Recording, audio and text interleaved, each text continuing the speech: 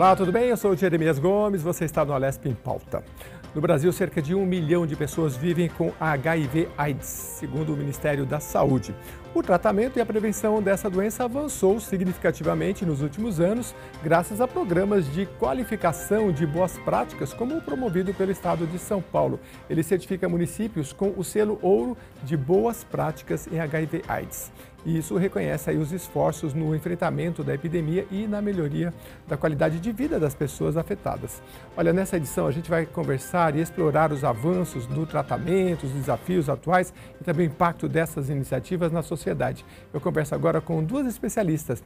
A Adriana Galvão, ela é presidente do projeto Criança AIDS. Seja bem-vinda. Olá, é um prazer estar aqui, Jeremias. Obrigada pelo convite. Meu nome é Adriana Galvão Ferrazini, eu sou assistente social e estou presidente do projeto Criança AIDS. Muito bem, obrigado pela sua presença e também online com a gente, Marilisa Henrique da Silva, ela é coordenadora do programa de boas práticas em HIV/AIDS, do programa estadual, né, de IST/AIDS aqui de São Paulo. Seja bem-vinda, Marilisa. Obrigada, queria agradecer pelo convite de estar aqui. Eu sou médica infectologista, sou do programa estadual de IST/AIDS do estado de São Paulo e estou coordenando o programa de boas práticas em HIV/AIDS. Muito bem, quero saber muito desse programa, como é que é esse selo e tudo mais, mas deixa eu voltar aqui com a Adriana. Adriana, conta um pouquinho da sua história, como é que você se aproximou. Você tem uma ONG que hoje você é diretora, é presidente, né? Fica aqui na Saúde, em São Paulo, no bairro da Saúde. Que legal, Exato. né? A gente como fica é que é a sua história? Porque você não era nem assistente social e foi parar nesse universo. Foi uma surpresa o que aconteceu na minha vida, né? Eu estava conversando com uma amiga e ela perguntou se eu conhecia alguma assistente social que ela queria fazer um projeto.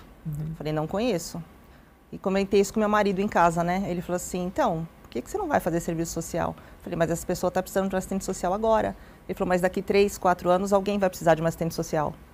E eu fui estudar, fui fazer serviço social depois, né, de tanto tempo parada. E o meu estágio foi no projeto Criança AIDS. Eu cheguei no projeto Criança AIDS como estagiária.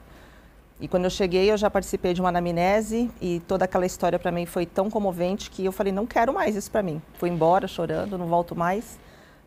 Na verdade, depois de 15 dias eu voltei, fiz o meu estágio.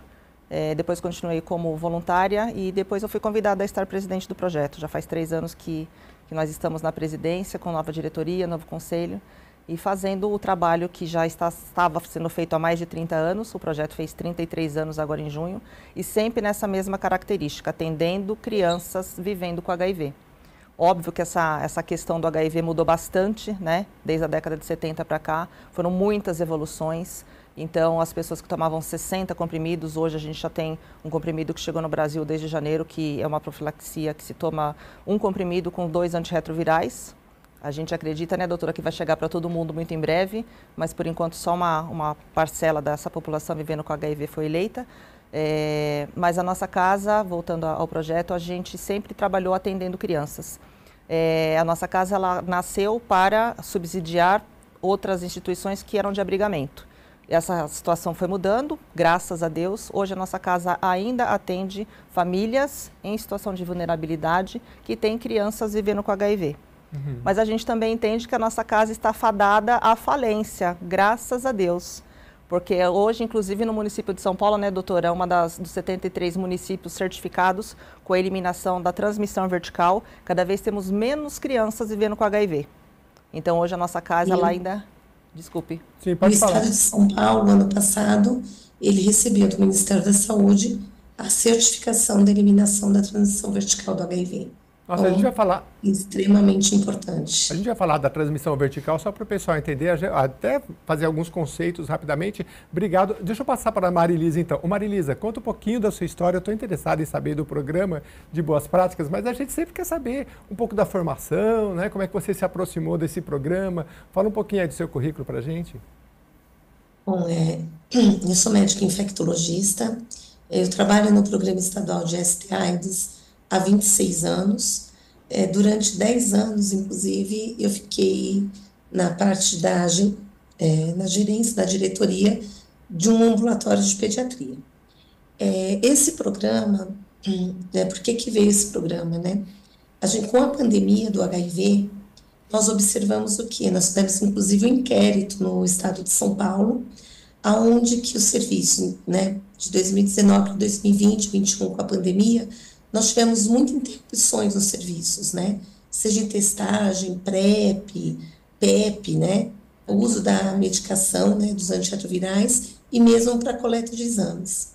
E agora, ao final dessa pandemia, a gente precisa enfrentar esses desafios, né? Então, nós precisamos adaptar a essa nova realidade, né? Para a gente garantir esse acesso equitativo aos serviços e apoio às pessoas vivendo com HIV/AIDS. A gente sabe, assim, que é muito ambicioso, mas a gente acredita que seja alcançável a eliminação da AIDS como problema de saúde pública.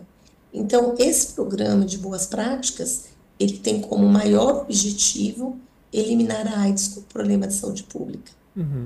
E de que forma isso, né? A gente, durante o programa, eu posso falar depois um pouquinho melhor dele, a gente vai apoiar a gestão, né? Porque apoiando a gestão, a gente consegue que o paciente, né, seja o maior favorecido, né? Melhorando a qualidade da atenção prestada, melhorando a qualidade de uma forma global. Ah, tá. Deixa eu... minhas curiosidades são muitas, então deixa eu continuar com a Marilisa aqui. Você coordena o programa de boas práticas. Então, assim, você é do Estado, né? Da Secretaria do Estado de São Paulo. Sim. E aí você tem as parcerias com os municípios. Aqui em São Paulo, eu sei que tem, eu não lembro bem a sigla que era, que quem tinha... estava com HIV/AIDS, procurava, depois você podia falar como que é. Eu queria saber no município, e principalmente nessa área de gestão, o que é uma boa gestão? Quais são os gargalos, as demandas, o que o município tem de dificuldade, seja financeira ou de capacitação, enfim. Podia explicar um pouquinho como funciona na prática? No estado de São Paulo, nós temos 645 municípios. Desses municípios, nós temos 169 municípios que eles fazem o tratamento de pessoas vivendo com HIV. Então, nesse primeiro momento, que é essa primeira edição do Boas Práticas, nós abrangemos esses 169 municípios. Nós sabemos que uma das grandes fragilidades é a gestão, né? Para a gente trabalhar, então, as boas práticas, nós trabalhamos em algumas etapas do contínuo do cuidado, né? Então, tem um bloco que nós trabalhamos gestão, o outro nós trabalhamos a questão da vigilância epidemiológica, trabalhamos promoção e prevenção, diagnóstico e vinculação, tratamento, a retenção que o paciente continuar no serviço e a questão da supressão viral, né, que é ao final, que a gente espera que os pacientes todos estejam com carga viral indetectável, dessa forma, né, melhorando a qualidade de vida deles e diminuindo a transmissão do HIV. Então, para cada uma dessas etapas, nós focamos, né, alguns pontos considerados importantes para a gestão. Então, nós trabalhamos com 54 indicadores para cada município. Então, como foi desenvolvido esse trabalho? Então, no início do ano passado, de 2023, nós fizemos um inquérito em cada município, né?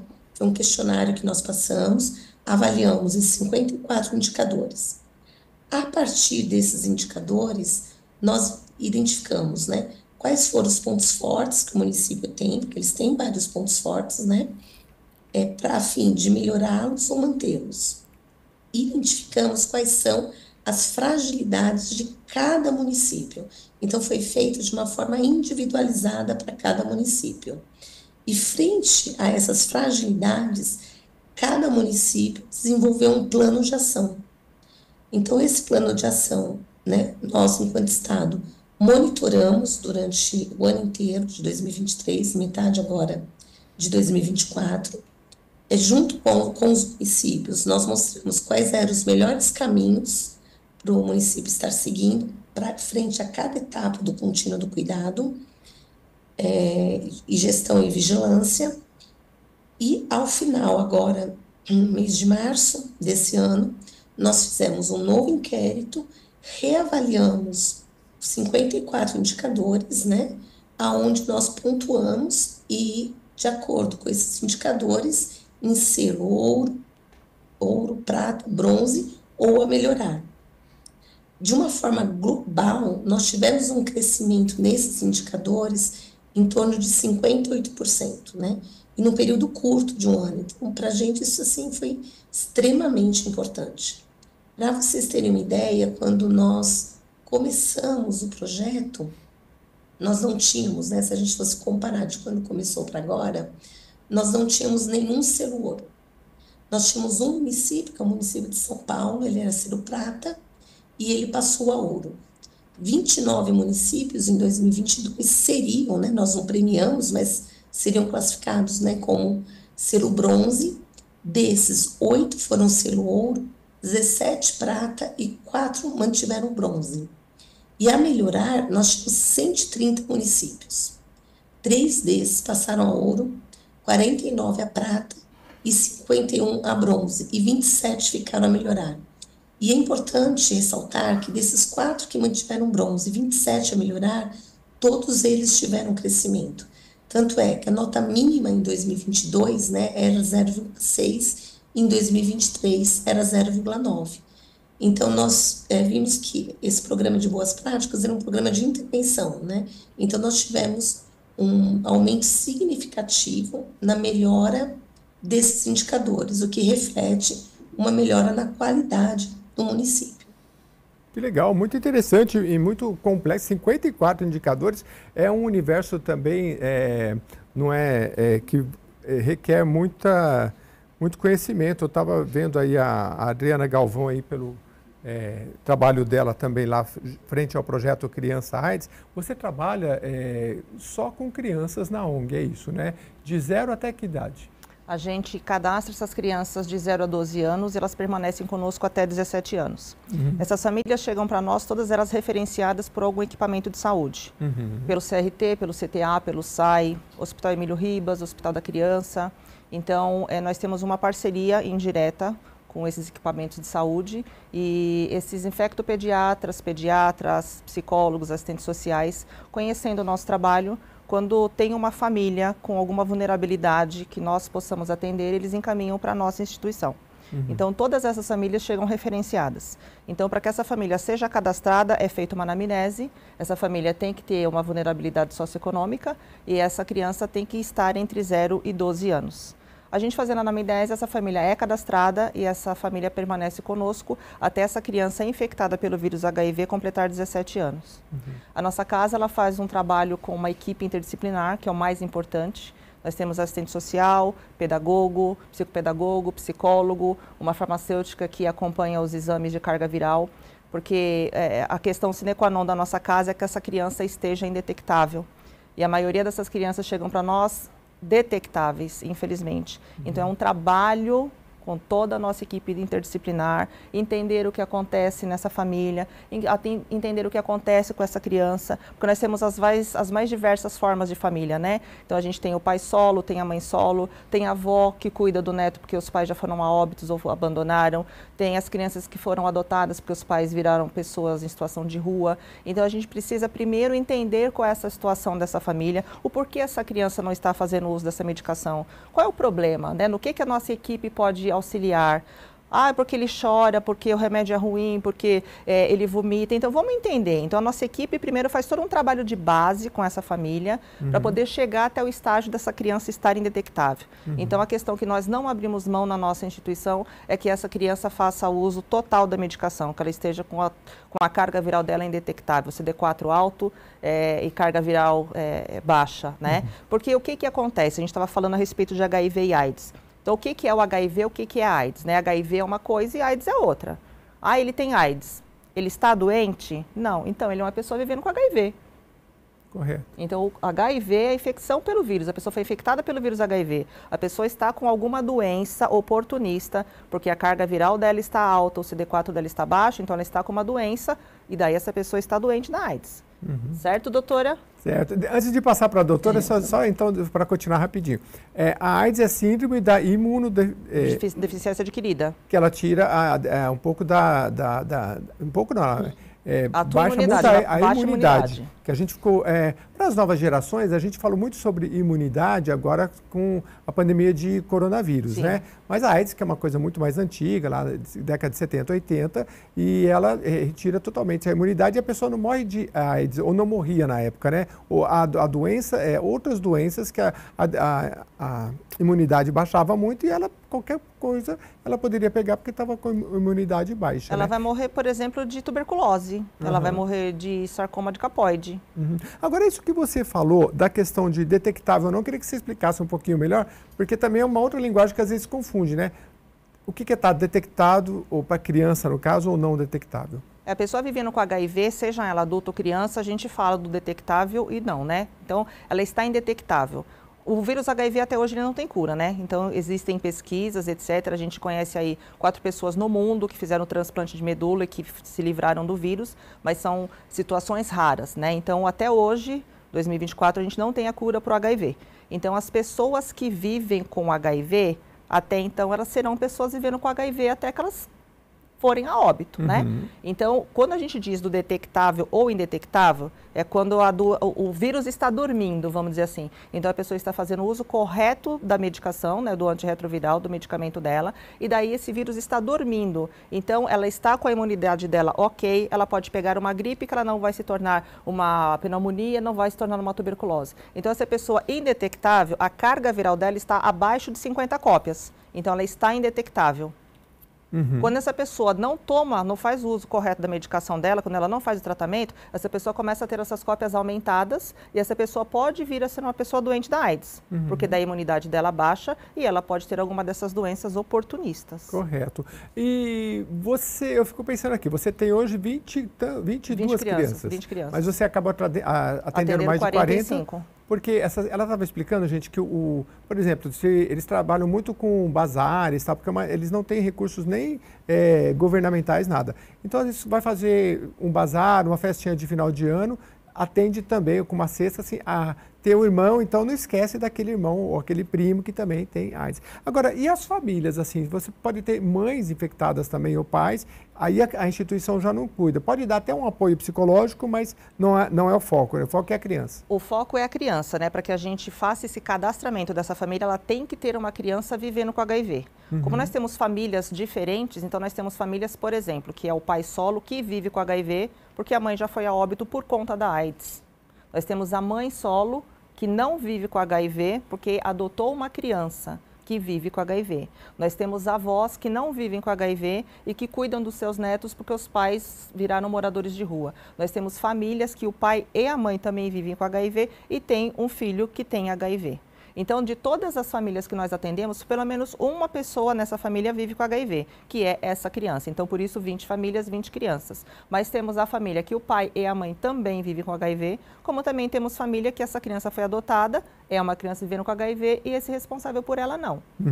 Então, nós temos diversas famílias. Quando a gente apadrinha essa família, quando a gente cadastra, a gente atende a família como um todo. Então, a gente fornece, por exemplo, a cesta básica. Então, uma cesta bastante diferente, com alimentos de qualidade, alimentos que duram durante 30 dias, leite em pó integral, os itens de higiene e limpeza, o absorvente, a gelatina, o achocolatado. E a gente faz também todos os meses o que a gente chama carinhosamente de sacolinha das crianças. Então, a gente dá um calçado, uma roupa, um brinquedo e um livro. E isso para as 45 crianças. Porque você imagina uma criança vivendo com HIV com mais 3 irmãos que não. Aí um tem 2 anos, outro tem 5, 7. Você vai mandar uma sacolinha? Não, então a gente manda para todas as crianças. Então, quando a gente atende essa família, a gente atende essa família como um todo. A gente faz os nossos atendimentos em grupo e individuais. Inclusive atendimentos não só com assistente social, mas como também com os nossos psicólogos. Então, nós temos mães ou responsáveis de crianças que fazem também o atendimento com os nossos psicólogos. Também fazem o atendimento com o nosso serviço social. Então, a gente primeiro precisa preparar, conhecer, acolher essa base familiar até chegar na criança. Então, a nossa casa, ela atende a família dessa criança vivendo com HIV. Em alguns casos, também os responsáveis vivendo com HIV, e em alguns casos, não são pessoas vivendo com HIV. Mas, geralmente, pessoas em vulnerabilidade social. Todas. Todas, né? Bom, O nosso primeiro bloco está acabando. No segundo bloco eu vou chamar de novo a doutora para falar muito mais sobre o programa de boas práticas, que é muito legal. São Paulo, a capital, ganhou o selo ouro, mais acho que 11 cidades. Ela vai falar depois do intervalo. E é muito legal, é interessante esse trabalho que o Estado de São Paulo faz junto com os municípios de boas práticas. E ela vai falar um pouco dos desafios, porque olha, se você conhece alguma pessoa ou uma família, ou que você é de uma instituição que também trabalha nesse universo, é importante você saber, porque daí a gente vai tirando o máximo de dúvidas possível. Mas eu vou passar um pouquinho mais aqui para a Adriana, que eu tenho muitas curiosidades. Você já me tirou várias delas, uma que eu não sabia, que o tratamento evoluiu muito, né? E aquele coquetel que tinha antigamente, que chegava a 60 comprimidos, né? Hoje pode ser até 2, né? E estamos evoluindo mais ainda, né? Claro que existe todo o trabalho de prevenção, que é muito importante. Depois no segundo bloco você fala mais um pouquinho, mas fala um pouquinho, já adiantando para a gente, as principais, sei lá, dificuldades, demandas que você tem numa instituição. Porque você trabalha com criança, eu imagino que tenha dificuldades desde dificuldades comuns da criança, não sei se elas vivem lá ou se elas vão para casa, dificuldade de contar para ser criança ou para as famílias, né? Tem um universo bem complexo aí, eu queria que você atualizasse a gente. A gente tem diversos calcanhares de Aquiles, né? A gente tem toda a questão financeira, né? A nossa casa ela não tem ajuda governamental, nós não conseguimos renovar o Comas, estamos aí tentando mais uma vez, por conta aí de algumas burocracias, entenderam que a gente era da saúde.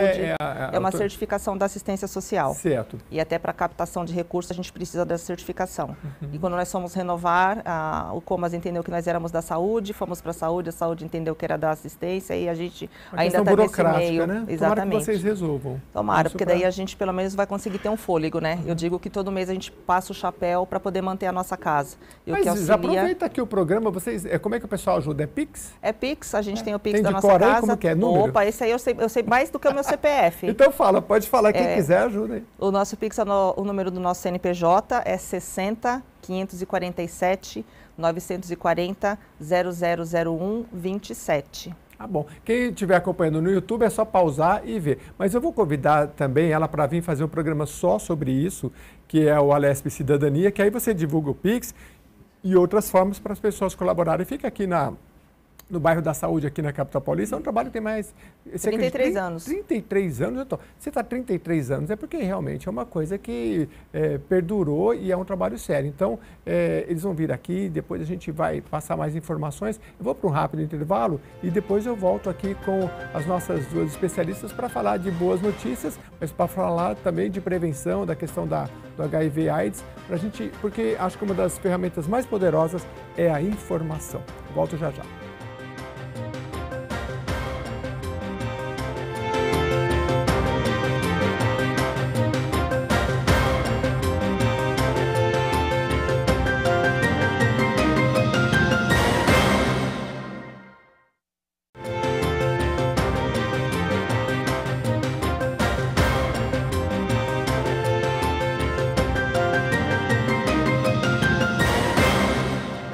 Estamos de volta aqui no Alesp em Pauta falando sobre AIDS, né? A gente deu um número aí no começo do programa de cerca de 1 milhão de pessoas que vivem com AIDS, HIV no Brasil, mas demos boas notícias aqui do avanço do tratamento, de muitas instituições envolvidas, né? E o próprio Estado de São Paulo, por meio do programa de boas práticas. Eu vou voltar aqui com a doutora Marilisa Henrique da Silva, ela coordena esse programa em São Paulo. Marilisa, a gente agora no segundo bloco, vamos num ping-pong mais rapidinho aqui, fala mais um pouquinho do programa. A gente falou da questão que me parece que são 12 cidades que receberam o selo, né? Então fala um pouco do selo, um pouco mais do programa e do seu objetivo, resgata um pouquinho aí do que você já falou no primeiro bloco. Como eu falei, o objetivo principal do programa é a eliminação da AIDS como problema de saúde pública, né? Para a gente conseguir essa eliminação, ela requer uma abordagem assim, abrangente e bem coordenada, né? Então, por exemplo, né, para a gente eliminar a AIDS, a gente precisa pensar numa prevenção dirigida para os mais vulneráveis, para as pessoas mais vulneráveis. Então, o que o programa traz quando a gente pensa em prevenção dirigida para os mais vulneráveis? Então, nós estimulamos os municípios do Estado de São Paulo a realizarem o mapeamento do seu município, né? Então, o que é isso? Verificar dentro da sua área de abrangência aonde está essa população vulnerável, quem são essas populações? E a partir daí fazer um plano de ação. Além disso, nós estimulamos a questão da PEP, né? A PEP, profilaxia pós-exposição sexual. Então, nós tivemos abertura, um programa, abertura de novos serviços. Esses municípios começaram a atender os 3 tipos de PEP, seja sexual, seja violência sexual, ou seja por material biológico, e nós estimulamos que os municípios eles forneçam a medicação por 28 dias no mesmo local, para evitar que o paciente fique perambulando dentro do município, né? Sai do serviço, vai para o outro, isso acaba diminuindo a adesão. Além disso, falando na prevenção, né, a questão do preservativo, né? Então, para ser selo ouro, o município ele tem que ter um quantitativo importante de preservativo, e o preservativo estar além da saúde, ele não está apenas dentro do serviço de saúde, né? Então, por exemplo, o município de São Paulo tem uma experiência super importante, aonde ele coloca, né, os preservativos em metrô, em praças, em vários locais, né? Então, o fornecimento amplo dos preservativos. E aí a forma de prevenção hoje, que é a mais eficaz, né, que a gente tem visto uma maior eficácia, é a questão da PrEP. Então, o que é a PrEP? A PrEP é a profilaxia pré-exposição sexual. Então, a pessoa ela não tem o HIV, né? Ela tem o risco de adquirir o HIV e ela vai tomar a PrEP, né? A PrEP, ela é um comprimido por dia, que é realizado um comprimido por dia. Existe também sob demanda, que é um pouquinho diferente, né? E a PrEP, ela previne que a pessoa venha a adquirir o HIV. Então, para ser selo ouro, o município ele tem que fazer PrEP. Eu vou dar um exemplo, né, que eu acho que São Paulo, o município de São Paulo, tem uma experiência exitosa nessa área de PrEP, né, aonde eles realizam consulta online para facilitar o acesso dos pacientes, e há poucos meses ele colocou a PrEP em dispensers, né, na cidade, aonde a pessoa ela passa pela consulta online, chega nesse dispenser através de um QR Code que ela tem, ela já recebe a medicação imediatamente, né? Então, o município ele tem propiciado esse acesso rápido à PrEP, que são formas de prevenção. Que legal. Um outro objetivo também, né, além da questão da PrEP, preservativos, é a questão da testagem e diagnóstico precoce. Hoje, o estado de São Paulo ainda tem um diagnóstico tardio. O que a gente chama de diagnóstico tardio? São pessoas que são diagnosticadas com CD4, né, abaixo de 350. Né? A questão desse corte de CD4, o que é isso? Abaixo de 350, a gente já considera AIDS, né, em termos epidemiológicos, não termos clínicos, em termos epidemiológicos, considerado AIDS. E a gente considera um diagnóstico tardio quando o CD4 está abaixo de 200. No estado de São Paulo hoje, o diagnóstico tardio está próximo de 24%. Né? Então, nós precisamos estimular os municípios para alcançar essa população onde o diagnóstico já é realizado ou com CD4 baixo ou já em vigência de uma doença oportunista. Então, nós temos ampliar a testagem, né? Colocado testagem na atenção básica, em CAPs, em consultório na rua, nas maternidades, em pronto-socorros, né? Ou unidades de pronto atendimento, em hospitais. Então, amplia essa testagem. Além da ampliação dessa testagem, a gente trabalhou muito com esses municípios, né, para eles serem ouros, né, ouro. Então, além deles ampliarem essa testagem, tem a questão do autoteste, o fornecimento do autoteste, onde a pessoa ela faz o autoteste, ele estando positivo, ela procura uma unidade de saúde para a confirmação do seu diagnóstico. Além dessa questão do autoteste da testagem, a questão de campanhas, né? Campanhas, por exemplo, campanhas amplas, né? Onde você sai da unidade de saúde, você vai, por exemplo, em uma região do município e você fornece testagem, né? Então, os municípios, eles têm feito isso. Então, para ser selo ouro, a gente tem que ter toda essa ampliação de testagem. Além disso, né, que a gente fala assim, é somente uma testagem, né? existem por trás, assim, ferramentas para a gente trabalhar com isso. Então, para você vir o teste no Ministério da Saúde, vem para o Estado, chega no município, você tem, por exemplo, o Syslog Lab, que é um sistema onde você vai solicitar a quantidade de teste, você vai colocar quantos testes realizados, quantos foram positivos para o monitoramento. Então, a gente estimula que os municípios trabalhem com essas ferramentas, né, a fim de ter garantia do teste, né, e poder estar ofertando para a população. Além disso, para a eliminação da AIDS, né, a gente tem que pensar no tratamento precoce. Hoje, nós falamos, o ideal é que o paciente inicie o seu tratamento em até 7 dias, né? Isso é o preconizado. E nós ainda temos muito gap de tratamento. O que é gap de tratamento? É aquela pessoa que ela foi diagnosticada com HIV, mas ela ainda não iniciou o antirretroviral. E nós sabemos que quanto mais precoce inicia o antirretroviral, é muito melhor em questões de qualidade de vida, né, para essa pessoa, assim como melhora a prevenção do HIV. Então, nós estamos estimulando os municípios como um todo para que eles iniciem o tratamento, preferencialmente a gente até brinca, diagnosticou, tratou, né? Então, fiz diagnóstico de HIV, já inicia o tratamento. Além disso, a questão da retenção, né? O que seria essa retenção?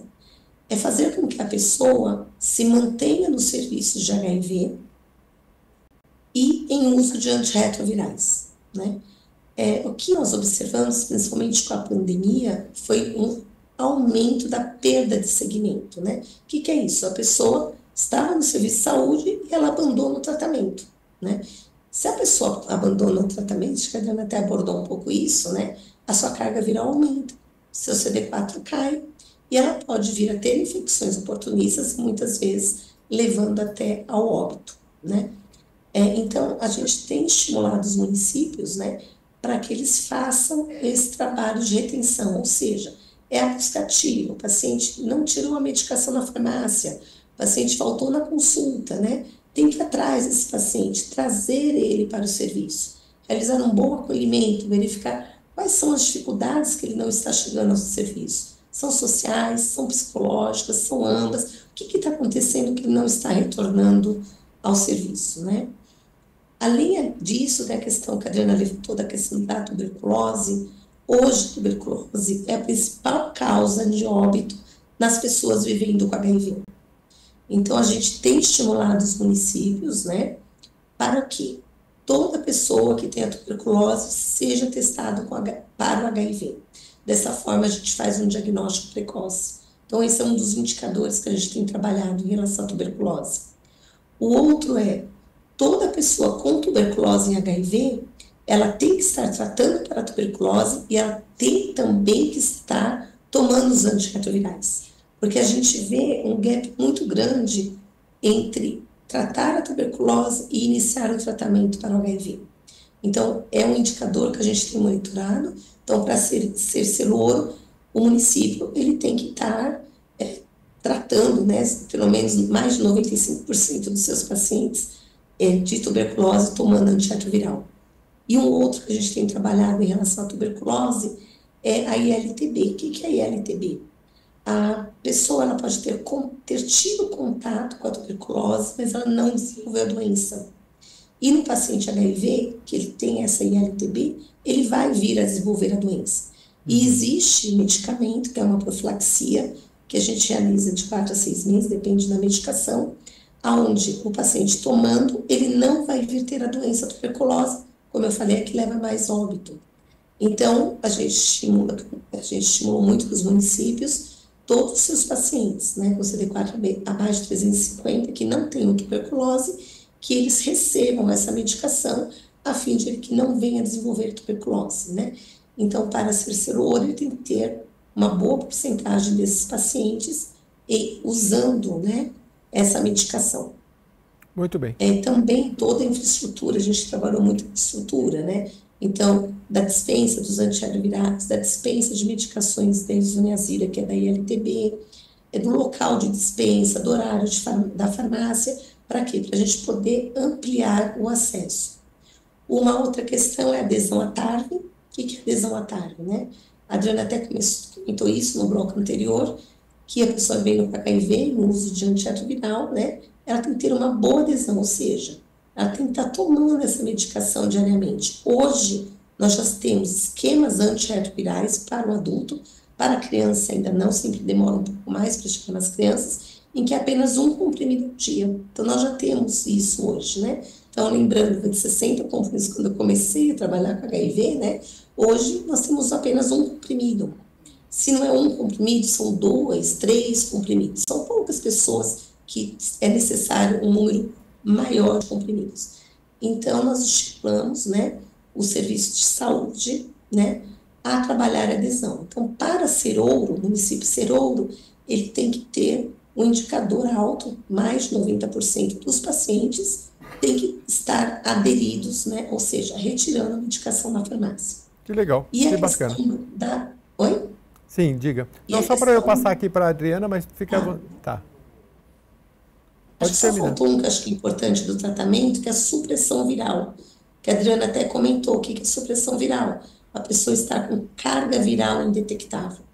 Então, para o município ser ouro, a supressão viral, né, ela tem que ser menor que 5%, ou seja, 95% dos seus pacientes estarem suprimidos, né? Então, nós usamos indicadores importantes, indicadores de impacto, né, que mostra realmente a qualidade, né, da atenção prestada no município. Que bacana, que bacana. Bom, vocês estão entendendo, né? A gente está conversando aqui com a doutora Marilisa Henrique da Silva. Ela coordena o programa de boas práticas DST-AIDS no estado de São Paulo.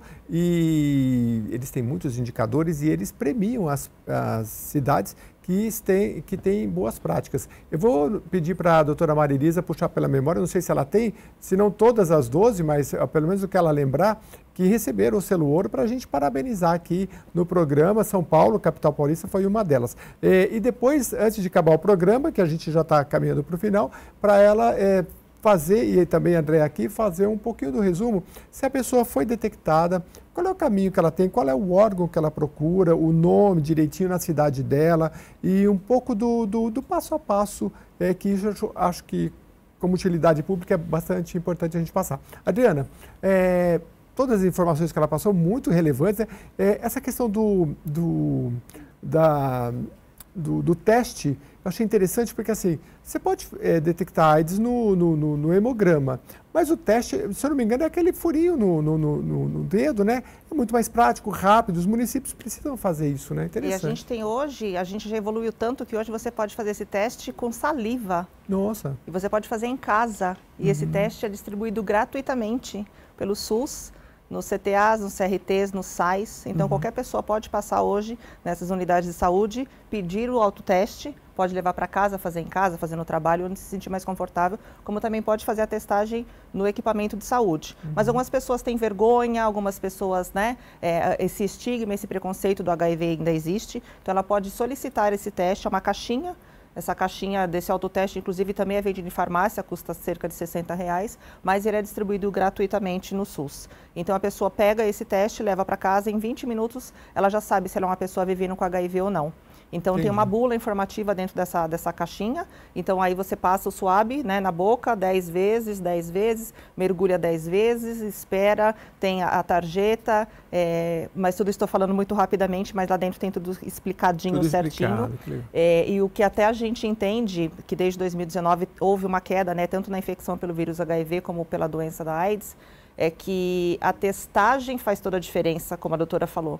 Então, hoje, desde 2014, se não me engano, doutora me corrija depois, as pessoas sendo identificadas com vírus HIV, elas já começam o antirretroviral. Então, é o que a doutora falou, testou, começou o tratamento. Então, se você vai num CRT, por exemplo, você descobriu que você é uma pessoa vivendo com HIV, você já sai de lá com o antirretroviral na mão.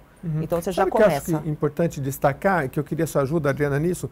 A pessoa foi detectada e, assim, é lógico que a gente que é de uma geração que viu a AIDS começar no Brasil e no mundo, né, na década de 80, tinha mais preconceito, existia as pessoas ficavam muito preocupadas. Hoje, tudo mudou muito, o tratamento é muito melhor, você não toma mais 50, 60 comprimidos, você toma 1, 2, 3 no máximo, e você pode ter essa carga viral no corpo, mas você pode viver como qualquer outra pessoa. Eu acho que tem muitas outras doenças, que isso que eu queria que você deixasse claro, e a questão psicológica, como é que você lidar isso com as famílias e tudo, porque acho que tem muitos outros tipos de problemas que a pessoa pode vir a óbito mais cedo, pode ter uma vida muito mais limitante do que a AIDS. Então, porque se a pessoa se detectou, para ela ter uma certa consciência, né? Isso que você queria que você falasse, de que não é o fim do mundo, ela pode viver bem, ela pode, inclusive com essa não detectável, ela sequer passa para outra pessoa. Fala um pouco disso, por favor. Exatamente. Hoje, se você vai na nossa ONG, nos nossos encontros com as famílias, todo mundo junto, você não sabe quem é uma pessoa vivendo com HIV e quem não é. Porque todo mundo lá hoje faz tratamento com antirretroviral. Hoje a gente não tem nenhuma pessoa dentro da instituição que seja pessoa doente da AIDS. Temos os que vivem com HIV, mas você não sabe qual criança tem e qual criança não. Qual mãe, qual pai, qual cuidador, qual responsável tem ou não. Hoje, você viver com HIV... Eu não vou dizer para você que é uma coisa fácil, até por conta do preconceito. Eu e a doutora que já conhecemos um pouquinho mais do assunto, a gente sabe que a ciência ela evoluiu muito, graças a Deus. Mas, infelizmente, o preconceito continua muito grande. Um dos grandes problemas do HIV no Brasil é o preconceito. Existem pessoas que não fazem adesão ao tratamento por conta da vergonha de ser uma pessoa vivendo com HIV, por conta do preconceito que sofrem na sociedade. Sofrem o preconceito na família, sofrem o preconceito no trabalho, na sociedade como um todo. Ninguém chega para você e fala assim, eu tenho HIV. Alguém já chegou para você e falou que tem HIV? Para mim, as pessoas chegam lá na ONG e a gente faz anamnese e a gente descobre. Mas eu já falei para você que eu vivo com hipertensão. Eu já falei que eu sou obesa. Enfim, a gente fala, a gente comenta. As pessoas que têm câncer... Hoje falam, então eu estou fazendo quimioterapia, ou eu já passei por um câncer. Ninguém fala para você que vive com HIV. Então, hoje, o maior problema do vírus HIV é o preconceito. Como a doutora disse, e a gente falou no início, hoje você tem um comprimido. Eu sou hipertensa, eu tomo 2 comprimidos de losartana por dia. Eu tomo mais remédios do que uma pessoa vivendo com HIV. É muito mais provável que eu vá a óbito por conta da minha hipertensão do que uma pessoa que vive com HIV e que faz adesão total ao tratamento. Entendi. É muito mais provável que uma pessoa que é diabética e não faça uso da insulina vá a óbito do que uma pessoa que vive com HIV e faça o uso correto do tratamento. Agora, eu queria que você explicasse rapidamente também essa questão de não transmissão, se ela não é detectável, se isso é realmente 100% seguro, como é que funciona? Sim, isso é 100% seguro, a gente fala que é o I igual a I, né? Indetectável igual a intransmissível. As pessoas que vivem com HIV, se fazem o tratamento correto, adesão total ao tratamento, elas ficam com a carga viral dela indetectável. Quando isso acontece, a partir de 6 meses de indetectável, essa pessoa não transmite o vírus. Então, a gente fala até que é mais seguro você fazer sexo com uma pessoa que vive com HIV e está indetectável do que você ter um parceiro que você não sabe da sorologia desse seu parceiro. Interessante. Agora, também, só rapidamente, a questão que a doutora explicou muito bem, mas eu vi um outro programa que você falava da PrEP e PEP, e tem uma questão de tomar comprimidos, acho que resume mais uma vez para a gente, acho que é 24 horas antes e depois, porque isso é de utilidade pública, é muito interessante também, essa questão. A gente tem a PrEP, que é a profilaxia pré-exposição, que a doutora falou. A gente tem a PEP, que é a profilaxia pós-exposição, que a doutora também falou. E existe a PrEP sob demanda, que a doutora também comentou a respeito. Então, o que é hoje a PrEP sob demanda? A PrEP sob demanda, ela funciona para o sexo masculino. Ainda, né, doutora? Não temos ainda para nós, Sim. né? Então, a PrEP sob demanda, o homem que vai fazer sexo, ele pode tomar 2 comprimidos dessa profilaxia de 2 a 24 horas antes da exposição sexual, mais um comprimido 24 horas depois e mais um comprimido 48 horas depois. Ele está protegido contra a infecção do vírus HIV. Essa é a PrEP sob demanda. Isso não tem em farmácia? Isso tem em farmácia com outro nome, né, doutora? Eu só não sei o nome desse remédio. Eu não lembro o nome agora, mas é vendido sim, né? Mas com prescrição médica. A medicação ele é vendido sim em farmácia, a pessoa pode estar comprando. Mas ele também está disponível nos serviços, né, que fazem PrEP. E como eu falei, por exemplo, no município de São Paulo, você consegue fazer isso online. Que legal. Então a gente falava da PrEP. Correto. A gente falava da pré e tem a pós também, né, Adriana? Isso. A PrEP tem essa PrEP sob demanda, né? Que você pode, no caso do sexo masculino, quando a gente fala de sexo masculino, é a pessoa que nasceu com o sexo masculino. A gente aqui não está falando de gênero. Pode ser trans também. Né? Trans, mas a pessoa que nasceu no sexo masculino. Exatamente. No caso da mulher, ela leva 7 dias para poder estar protegida com o uso da PrEP. E daí, o uso da PrEP tem sob demanda e tem o uso contínuo. Então, você começa a tomar a profilaxia, o medicamento. Para a mulher, em 7 dias, ela já pode fazer sexo, que ela está protegida. Para o homem, a partir de 2 horas, contanto que depois, né, continue o uso do remédio. Então, isso é a PrEP. E é importante na PrEP, né, essa que é a diária, no primeiro dia tomar 2 comprimidos e depois segue um comprimido ao dia. Muito bem. Bom, o programa chegou ao fim praticamente. Eu vou pedir para a doutora Marilisa falar em 1 minuto no máximo, não pode passar, não. É assim, a pessoa que, no município, qual órgão que ela procura? Porque isso é bom a gente deixar bem claro, né? Por favor. Então, nos municípios como um todo, se vocês entrarem na página do Programa Estadual de ST/AIDS, né, você consegue saber quais são os locais que realizam tratamento para pessoas vivendo com HIV. E na página do município de São Paulo também tem quais são os locais, né? Esses locais são conhecidos como serviços de atenção especializadas, né? Que são serviços que fazem todo o acompanhamento do HIV/AIDS. Então, a pessoa, uma vez assim, tem o diagnóstico do HIV, ele precisa se vincular a esse serviço. Então, ele é encaminhado ou ele procura um desses serviços e lá, sim, faz todo o acolhimento e já inicia o tratamento dessa pessoa. Que bom.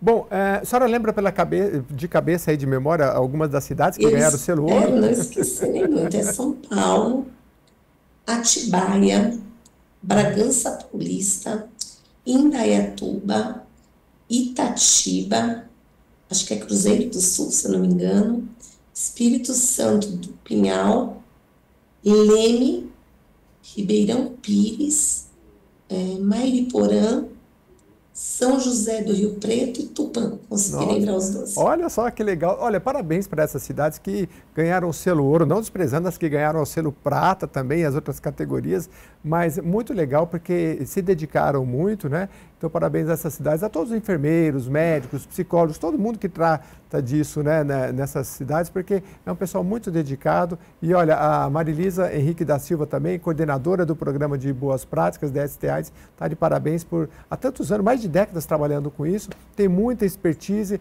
Eu acho que São Paulo está em boas mãos. É ligado à Secretaria de Saúde ou Social o programa, doutora? É ligado à Secretaria de Saúde do Estado de São Paulo. Legal, muito bom. Agradeço muito a sua participação, viu, Marilisa, mais uma vez. Obrigada. A gente podia fazer mais um programa, tem muita dúvida, muita coisa, mas acho que a gente conseguiu tirar o máximo de dúvida. Obrigado, viu, também pela sua presença, viu, Adriana, que venha fazer um programa só no Alesse Cidadania, só sobre a ONG. Pode ser? Está convidada. Vai ser um prazer. Então tá bom. E olha, aproveita e vai conhecer o trabalho delas aí. Se você digitar aí no Google, Adriana Galvão, ela é presidente do projeto Criança AIDS, e a Marilisa Henrique é coordenadora aí do programa de Boas Práticas HIV/AIDS. Muito obrigado pela sua participação, por ter enviado essa sugestão aqui pra gente. Pode rever esse programa lá no YouTube que fica lá, tá bom? Até a próxima edição.